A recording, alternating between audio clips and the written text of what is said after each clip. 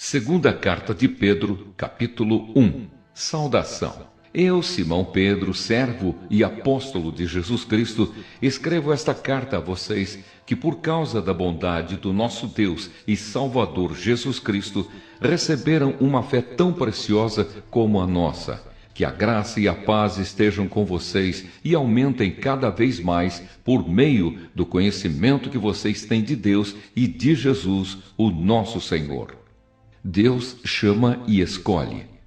O poder de Deus nos tem dado tudo o que precisamos para viver uma vida que agrada a Ele, por meio do conhecimento que temos daquele que nos chamou para tomar parte na sua própria glória e bondade. Desse modo, Ele nos tem dado os maravilhosos e preciosos dons que prometeu.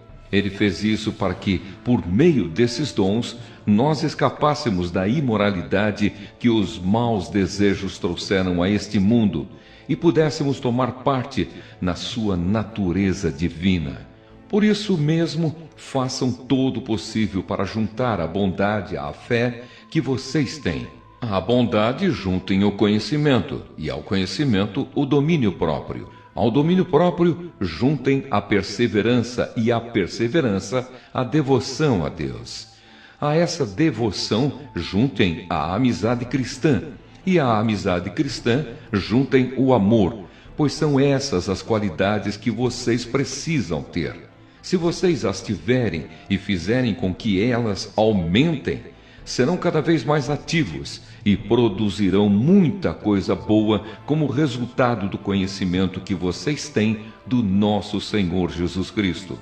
Mas quem não tem essas coisas é como um cego, ou como alguém que enxerga pouco e esqueceu que foi purificado dos seus pecados passados.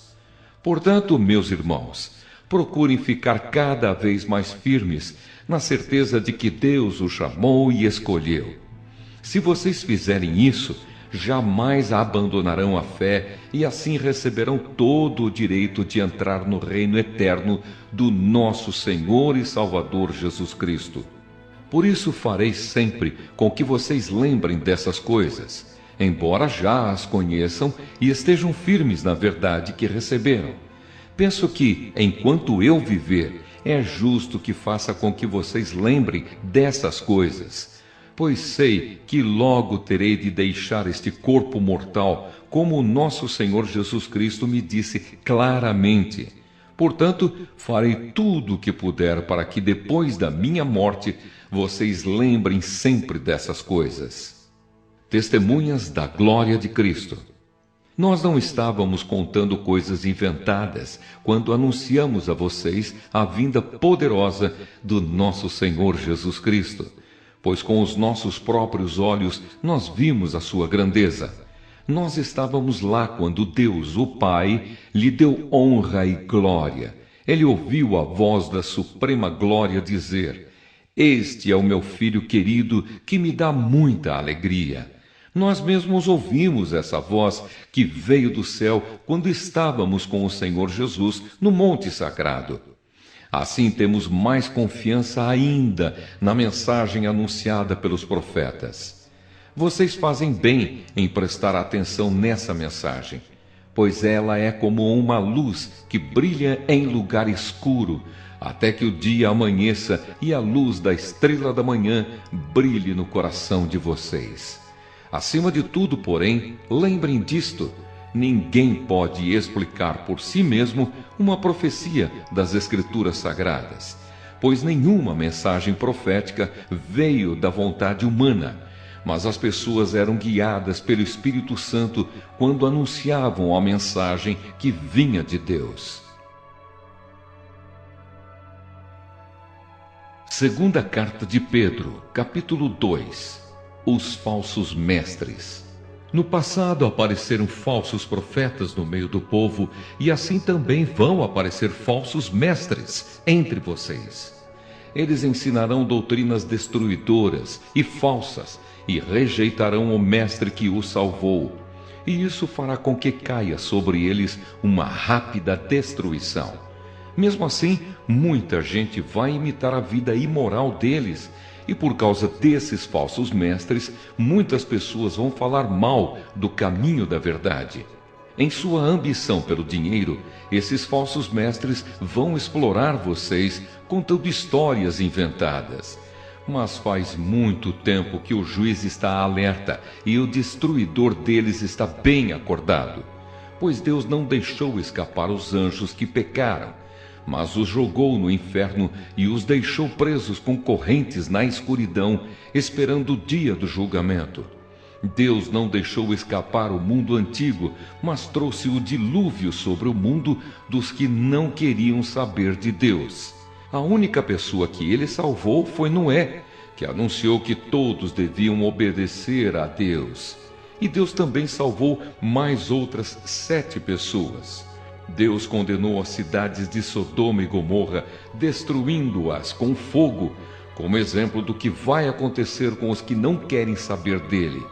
Ele salvou Ló, um homem bom, que estava aflito porque conhecia a vida daquela gente imoral. Todos os dias, esse homem bom, que vivia entre eles, ficava muito agoniado ao ver e ouvir as coisas más que aquela gente fazia. Tudo isso nos mostra que o Senhor sabe como livrar das aflições as pessoas dedicadas a Ele e também sabe como guardar os maus debaixo de castigo para o dia do julgamento. Ele castigará especialmente os que seguem os seus próprios desejos imorais e desprezam a autoridade dele. Esses falsos mestres são atrevidos e orgulhosos. Eles não têm nenhum respeito pelos gloriosos seres celestiais e os insultam. Ora, até mesmo os anjos, sendo muito mais fortes e poderosos do que esses falsos mestres, não os acusam com insultos na presença do Senhor. Mas esses homens agem por instinto, como os animais selvagens, que nascem para serem caçados e mortos. Eles xingam aquilo que não entendem. Por tudo isso, eles serão destruídos como animais selvagens e pagarão com sofrimento o sofrimento que causaram aos outros. Eles têm prazer em satisfazer em pleno dia os seus desejos imorais. Quando se reúnem com vocês, são uma vergonha e um escândalo, divertindo-se o tempo todo com os seus modos enganosos. Não podem ver uma mulher sem a desejarem, e o seu apetite pelo pecado nunca fica satisfeito. Enganam as pessoas fracas e só pensam em ganhar dinheiro. Eles estão debaixo da maldição de Deus. Andam perdidos porque se desviaram do caminho certo. Seguem o caminho de Balaão, filho de Beor, que cobiçou o dinheiro que ia receber fazendo o mal, e foi repreendido por causa do seu pecado. Pois uma jumenta falou com voz humana e acabou com as loucuras do profeta. Esses falsos mestres são como poços sem água e como nuvens levadas pelo vento. Deus reservou para eles um lugar na mais profunda escuridão. Eles dizem coisas orgulhosas e loucas, e com os seus desejos impuros e imorais, enganam as pessoas que estão quase escapando daqueles que vivem no erro. Prometem liberdade a essas pessoas, mas eles mesmos são escravos de hábitos imorais, pois cada pessoa é escrava daquilo que a domina. Portanto, aqueles que chegaram a conhecer o nosso Senhor e Salvador Jesus Cristo e que escaparam das imoralidades do mundo, mas depois foram agarrados e dominados por elas, ficam, no fim, em pior situação do que no começo, pois teria sido muito melhor que elas nunca tivessem conhecido o caminho certo, do que, depois de o conhecerem, voltarem atrás e se afastarem do mandamento sagrado que receberam. O que aconteceu a essas pessoas prova que são verdadeiros estes ditados.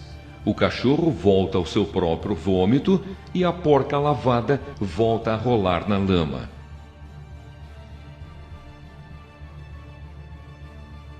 Segunda carta de Pedro, capítulo 3.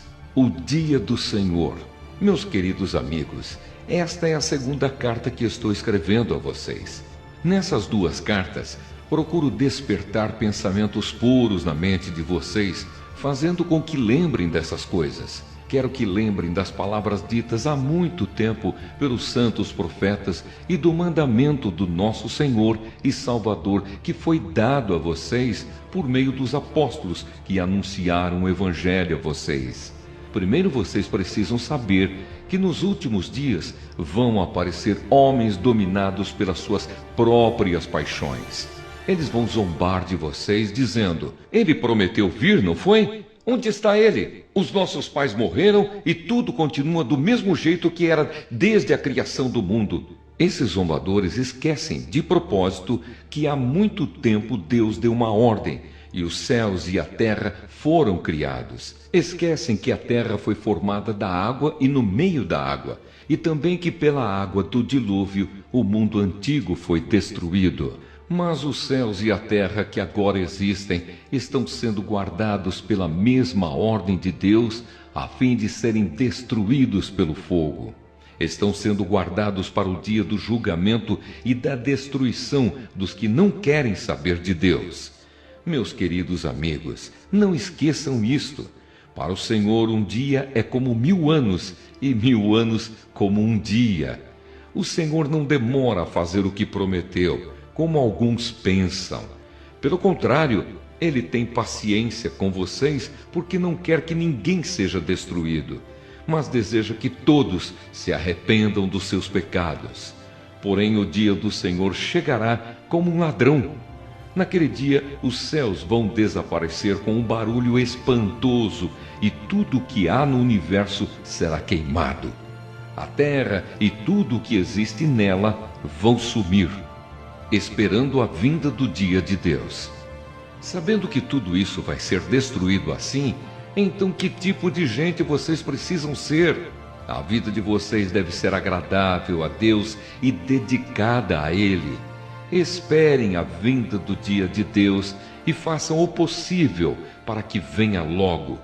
Naquele dia, os céus serão destruídos com fogo e tudo o que há no universo ficará derretido.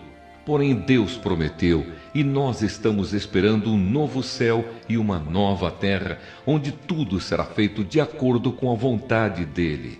Por isso, meus amigos, enquanto vocês esperam aquele dia, façam o possível para estar em paz com Deus, sem mancha e sem culpa diante dEle. Lembrem que a paciência do nosso Senhor é uma oportunidade para vocês serem salvos. Pois o nosso querido irmão Paulo, com a sabedoria que Deus lhe deu, escreveu a vocês sobre esse assunto.